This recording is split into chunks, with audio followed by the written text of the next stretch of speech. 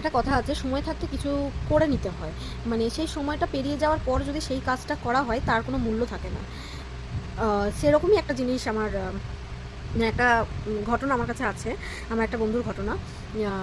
যে মানে বিয়ে হয়ে গেছিলো তার। এবার তারপরে সে পড়াশোনা জারি রেখেছিল।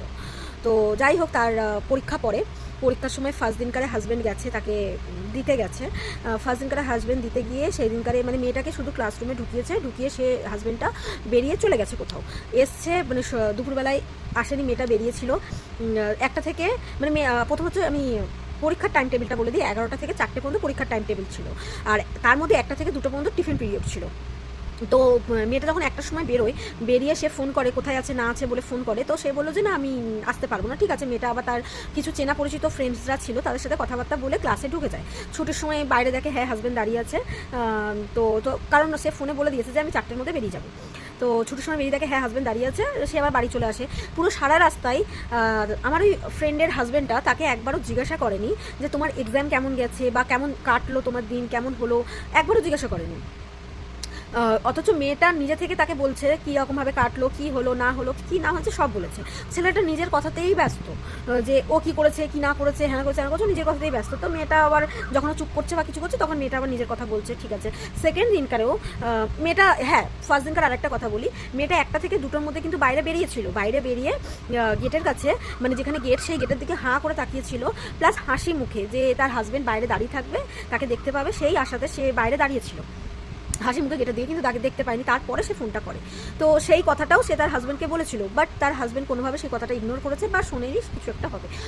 সেকেন্ড দিনকারেও কিন্তু মেয়েটা জানে যে শুনেছিল। সেকেন্ড দিনকারেও সেম, মেয়েটা ইনফ্যাক্ট বলেও দিয়েছিল যে আমি 1টা থেকে 2টোর মধ্যে বেরোবো, আর এদিকে আমি 4টের মধ্যে বেরিয়ে যাবো, বলে দিয়েছিল। তারপরেও সেকেন্ড দিনকারে সে দেখে যে তার হাজব্যান্ড নেই ওখানে দাঁড়িয়ে, মানে কোথাও চলে গেছে, ওখানেই নেই। তো ঠিক আছে, সে আবার দেখলো সেম, তার বন্ধুর সাথে গল্প করে মন খারাপ করে ক্লাসরুমে ঢুকে গেছে। তারপরে ছুটির সময়তেও দেখছে, মানে ছুটির সময় যখন এক্সাম দিয়ে বেরিয়েছে তখনও দেখছে স্টিল তার হাজব্যান্ড সেখানে নেই। তো তখন সে ফোন করে যে তুমি কোথায় আছো বা কোথায়। তখন তার হাজব্যান্ড বলে হ্যাঁ আমি এখানে আছি, এই আছে এই আছে। তো সেদিনকারে মেয়েটা অনেকবার করে বলে, মানে জিনিসটাকে আগেরবার যেরকম জিনিসটা আগের দিনকারে নর্মালের মধ্যে দিয়ে ছেড়ে দিয়েছে, সেদিনকে বললো হ্যাঁ কেন দাঁড়াওনি।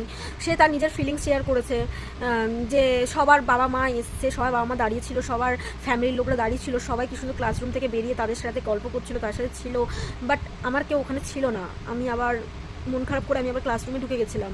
সে সেকেন্ডবার সে সেটাকে বুঝিয়েছে।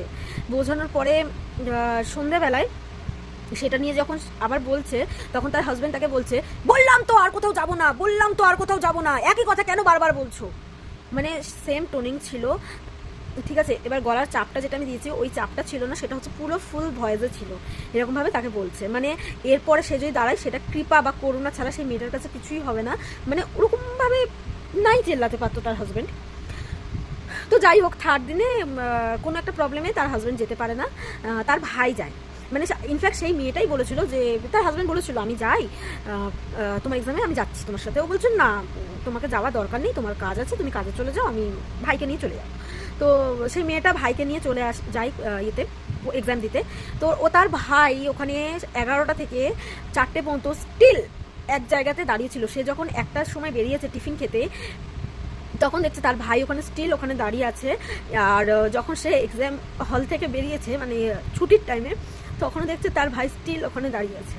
মানে সে ওটাকে দেখে সে এতটা খুশি হয়েছে, মানে যেটা ও চেয়েছিল এক্সামের ফার্স্ট থেকে, যে ওর জন্য কেউ দাঁড়িয়ে থাকবে, ও বাইরে এসেই কাউকে দেখবে, যেরকম আদার্সদের ফ্যামিলি মেম্বাররা যে হাত নাড়াচ্ছিল, হাসছিল, ওর সাথে গল্প করছিল, যেরকম ছিল সেম যে ফিলিংসটা হচ্ছিল সবার, সেই ফিলিংসটার কথা যে সে হাজব্যান্ডকে বলছিল এতদিন ধরে, সেই কাজই তার ভাই করেছে।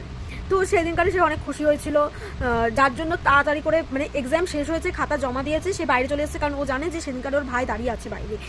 সেম ছুটির সময় তো হয়েছে, দৌড়ে মানে কারোর সাথে সেদিনকারে কোনো বন্ধু না, কেউ না, কারোর সাথে কোনো কথা বলেনি, জাস্ট খাতা জমা দিতে না দিতে সে বাইরে চলে এসেছে, কারণ সে জানে তার জন্য কেউ দাঁড়িয়ে আছে।